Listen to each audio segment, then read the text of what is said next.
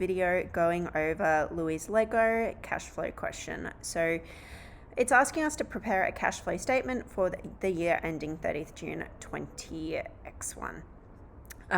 We've been given the income statement here, and then this is your balance sheet here. You note that they're also using a different wording called statement of financial position, which also means your balance sheet. And up here, they're using income statement, which is also the P&L, which I'll refer to.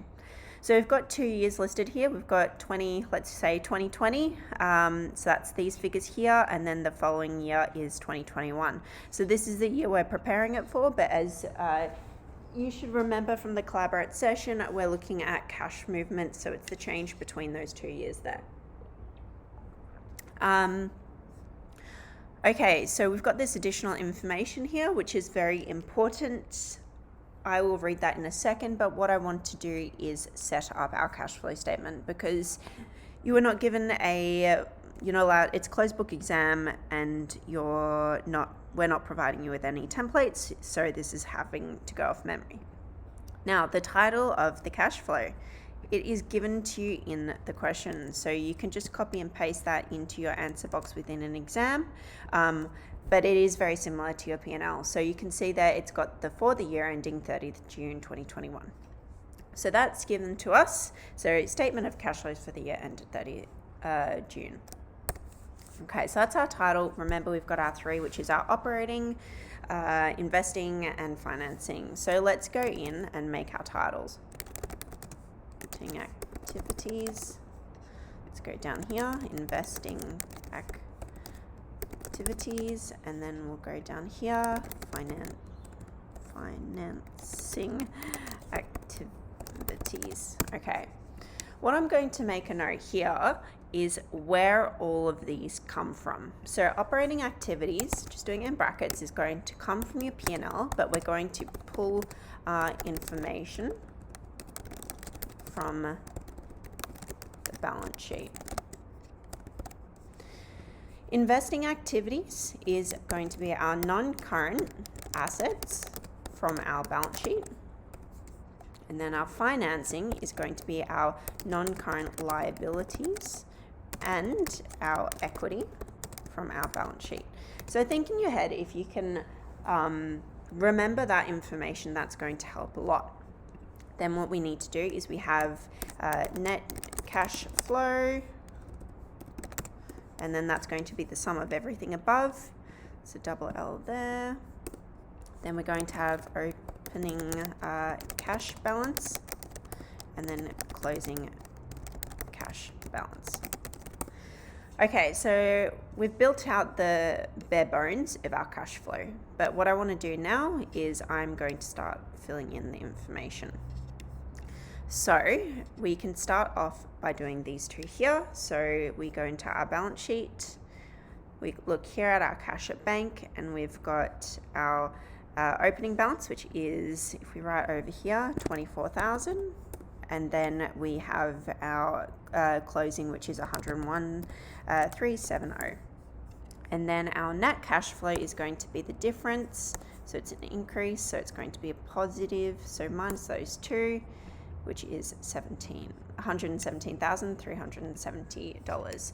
So that is where we need to get our figure to. So the sum of everything up here needs to equal $117,370. So what I'm going to do is, once I use figures, I am going to make it blue. Oh, that didn't really work, did it? I'm going to make it, actually we'll highlight it blue. So once we've dealt with something, I'm going to highlight it so we know that we never need to look at you again. Okay, so let's now have a read of the additional information. So note how I've already taken the steps. I've created the template, I've filled in this little portion, and now I'm heading over to the notes because this is going to have some essential information.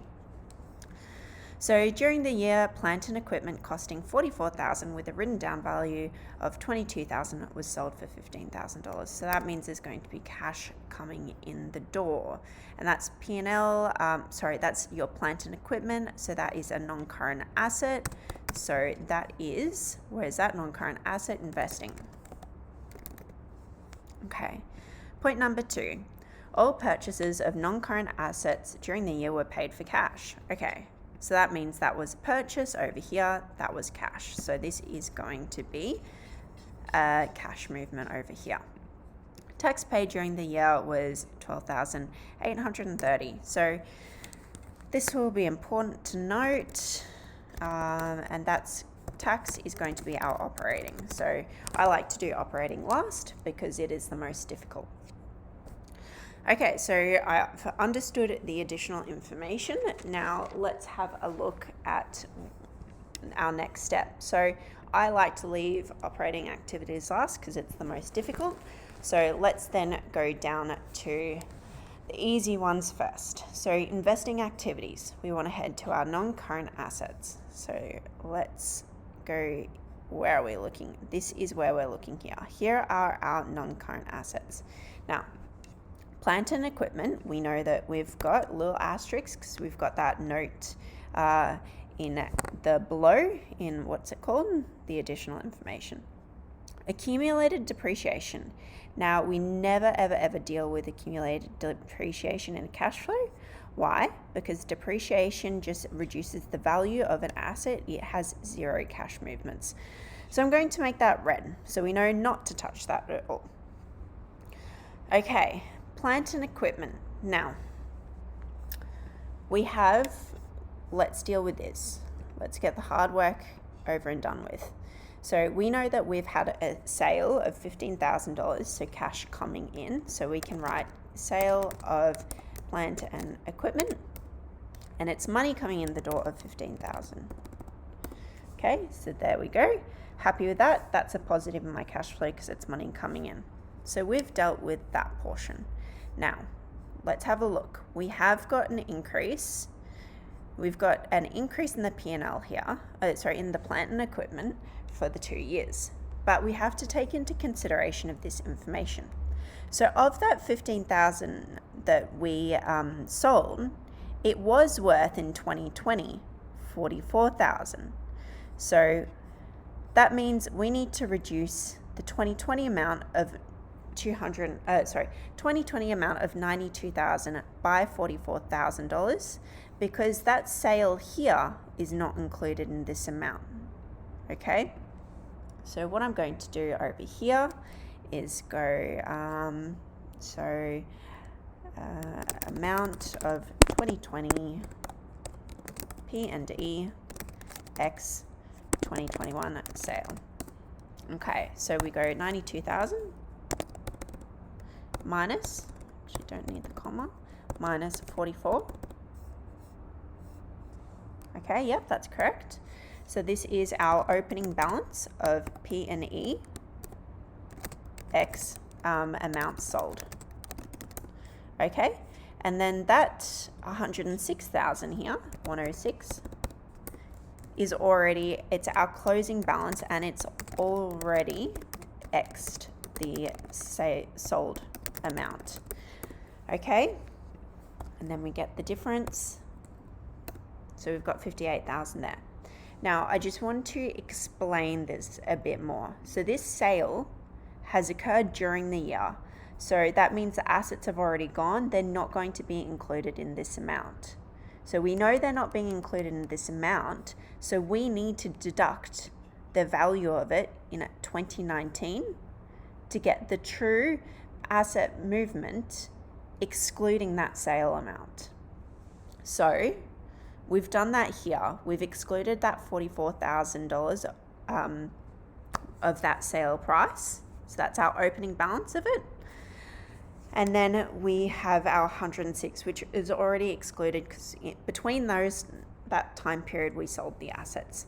Okay, so we have an increase of assets by 58,000. So increase of, help if I could spell, and E. Okay, so that is going to be a negative because we are increasing assets, and how we do that is by spending money. So just want to note here, see how I did brackets and that turned to a minus. In any assessment conditions, we don't mind if you use brackets or minus signs. It's really up to you. We don't deduct marks either way. We just need to be able to identify that it's a negative figure. Okay, so that one was quite challenging, but we have now dealt with you. So if I highlight you in my blue. Okay, land and buildings. We can see there has been a decrease. We've gone from 250 to 190. So that means there should have been, say, a sale of something. So that means it's reduced. That means we would have expected cash in the door of 60,000. So that's going to be a positive of 60,000. And then we're going to go land and buildings. Okay, so we've dealt with you and debentures. There is zero change there, so we don't need to deal with you. So we have now dealt with non-current assets. Let's even highlight that to get rid of you so we know we don't even need to look at you anymore. So then what we do is I'm going to just sum up these. $17,000, so it's a positive, so I'm going to go cash inflow from investing activities. Done. So that is that portion done. I'm just going to bold it so we can see everything, and this is going to make up our portion of this financing. So we need to look at our non-current liabilities and our equity section. Now this one does have a little bit of a trick with you, but I will come back to it. So let's first look at our non-current liabilities. We've only got one, super simple. It's a bank loan. It has decreased.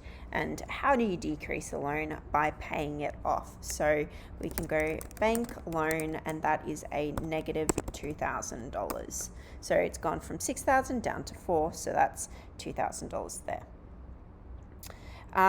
Then down in equity here, we have issued and paid. Oh, before I do that, let's make sure we know not to touch it again. Okay, now onto the equity section. Now, retained earnings we don't include because we all know that, let me make a note of this, that retained earnings is our P&L. So our P&L is going to capture all cash movements up in our operating activities. So let's highlight that red because we don't need to deal with you. Total equity, that's just summing, we don't need to deal with you. So we need to deal with the issued and paid up capital because there is an increase in it. So we're getting more capital, that means more cash in the door. So let's call this shares issued. Woo! And it's a positive of $75,000 there, okay? So that's that one there. It's an increase of $75,000. That's just the difference. So let's make that blue. We've dealt with you. We don't need to deal with any of these. These are just totals. So totals we don't need to deal with. So we're now dealt with that section.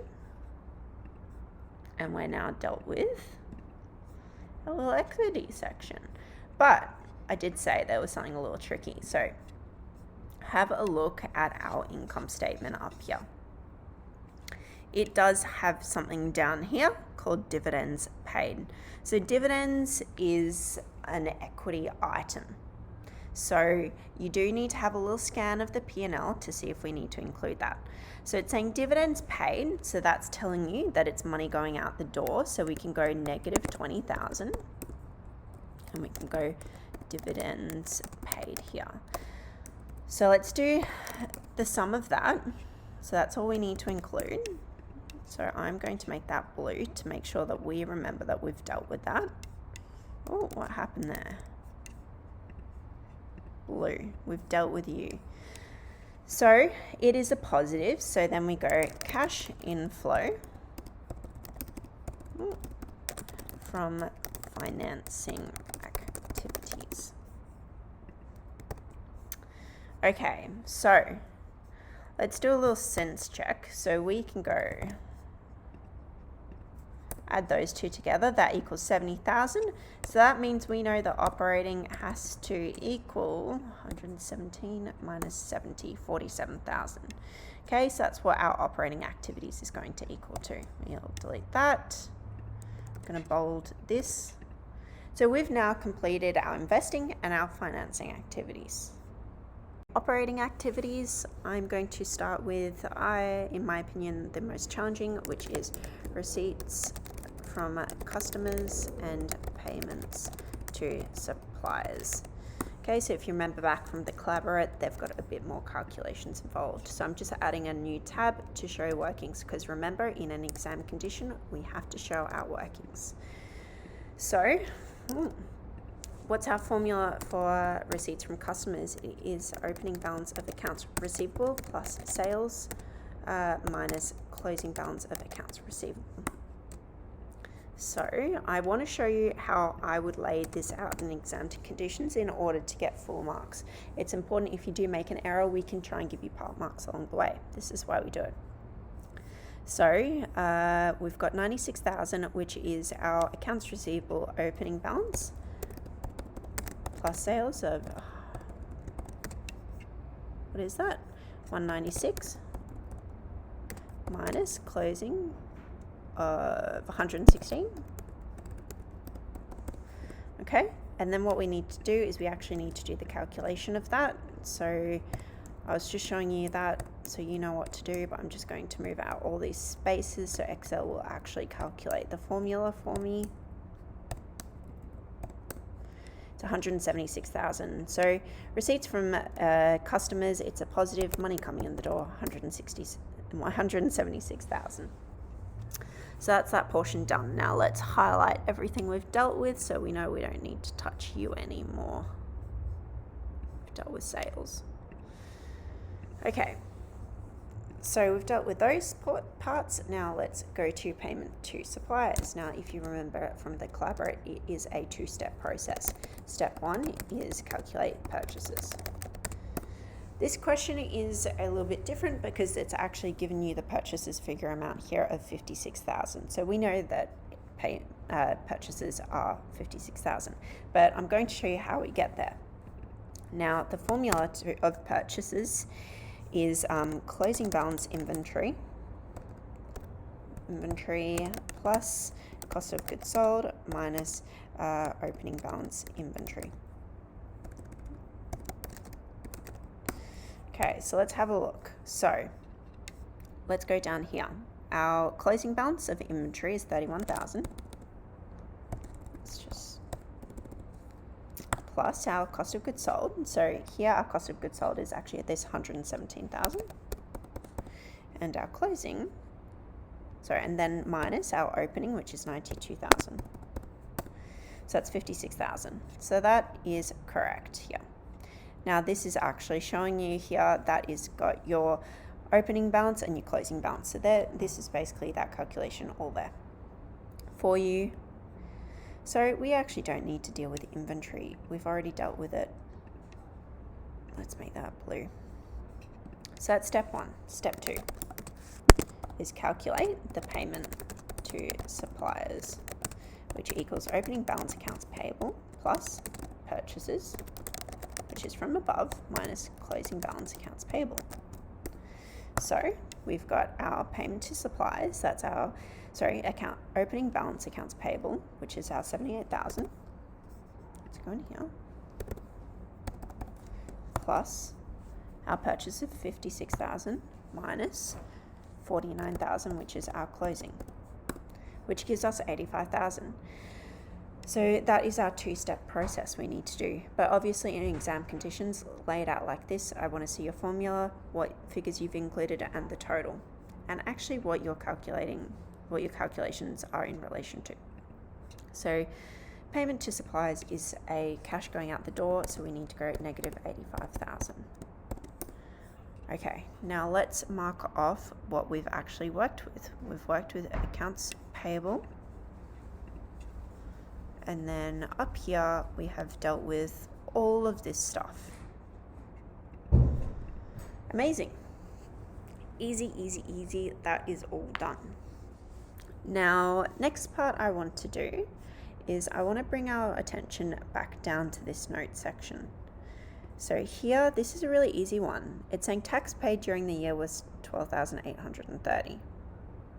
So it's actually telling us the cash we've paid, and it's a tax. So we can write that in, tax paid. Okay, so we've now dealt with all this additional information. We're happy with that. I might even make it blue too, so we know not to deal with that. Now what that does for us is that this means we don't need to deal with you, and we don't even need to deal with, there are some provision for income tax payable, we don't even need to deal with that because it's given it to us. You can actually do the calculation to see how it works. So we've got 10,000 here, so you go opening balance at the provision of 12,000 plus your tax at 10,830 minus your closing of 10,000, which is equal to payment of 12,830 in cash of tax paid during the year. But the question gives it to us, so we don't need to do that calculation. So that is great. Okay, so now let's figure out, let's have a read. There are some things we actually don't need to deal with. Again, depreciation, what did I say earlier? We don't need to deal with that. Why? Because there is no cash involved. Also, similar thing to the loss and sale of plant and equipment. It's a loss, we are not dealing with it. There is no cash exchange. So make it red, we don't need to deal with it. So all of a sudden, all we have left is 4 items. We've got other income, wages, interest expense, and general expense. So every one of these, we're going to look into the balance sheet and see if we need to make any adjustments. So let's write interest income.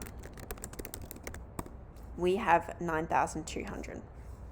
Are there any adjustments? We've got prepaid expenses here we need to adjust. No. Accrued wages, provision for final dividend.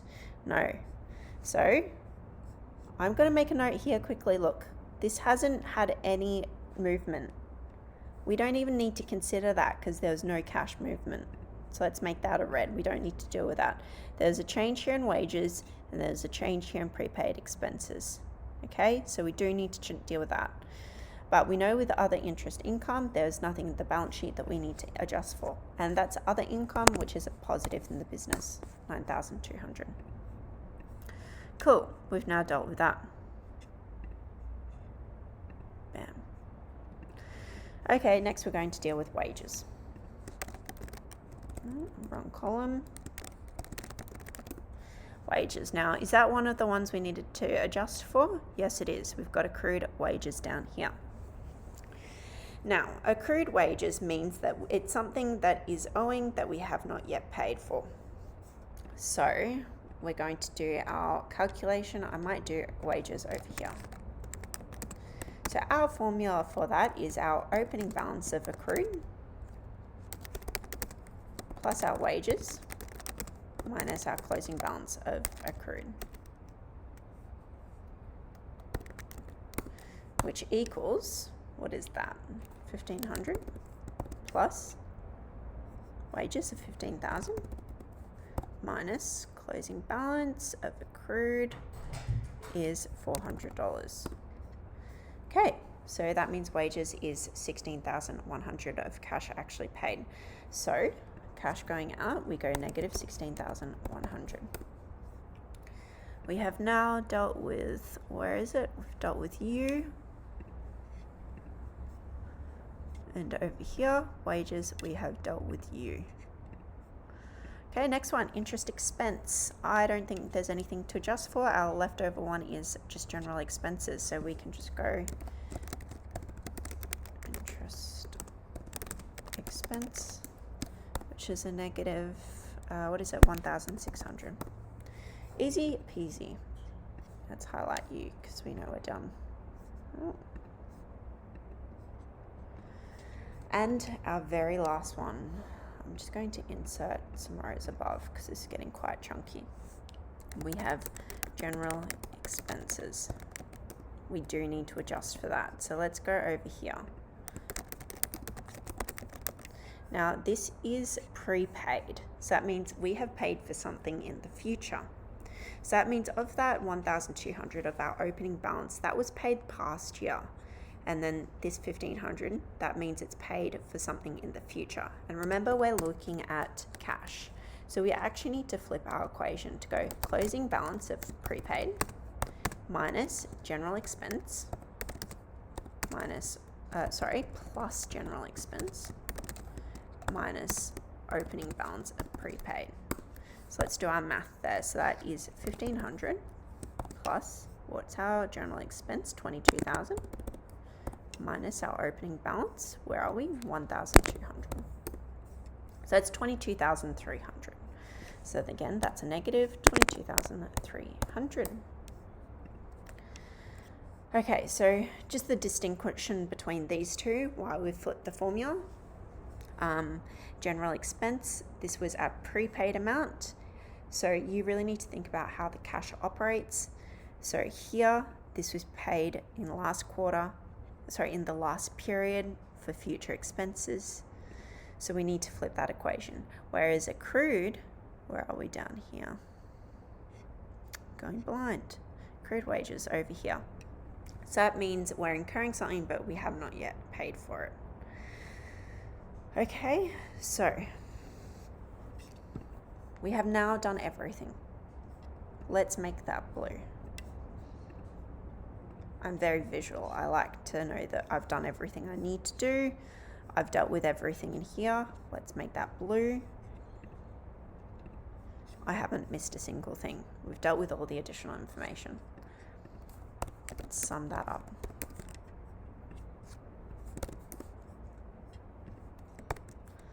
Okay, that is a cash inflow from operating activities. It's pretty good. Every single one is a positive. Now let's do a sense check. I just deleted that. So we go equals that. 117. Bam. Doing a sense check here. That means, don't want to autofill. We have done it correctly. So the difference in those two cash balances equal to our statement of cash flows up here that we have done. So make that bold, and there we go, we are done. So hopefully you can see it's a very step-by-step process, and you just need to really tackle it. What's always important is this additional information and to note where it plays. In an exam condition, it might be just trying to think online in terms of highlighting. You could even copy parts of, say you could copy the income statement into your answer box and highlight stuff like I've done, or just say, if this was your answer box over here, you could do that. Then once you've done with it, you can actually delete a section, and then by the time it's all gone, you know that you've dealt with everything. You just need to figure out your way that works. Obviously, if you're doing it pen and paper, you can sit there and cross out, and that works really easily. But just figure out, if you are sitting the exam online, how you can best utilize methods to make sure that you're capturing everything you need to do. But really try and follow the process. I like to tackle the easiest stuff and then go the hardest, because if you start with the hardest, you don't want to get in a position where you get flustered and just give up altogether. You want to try and get as many marks as possible. Okay? Any questions, just let me know. Thank you.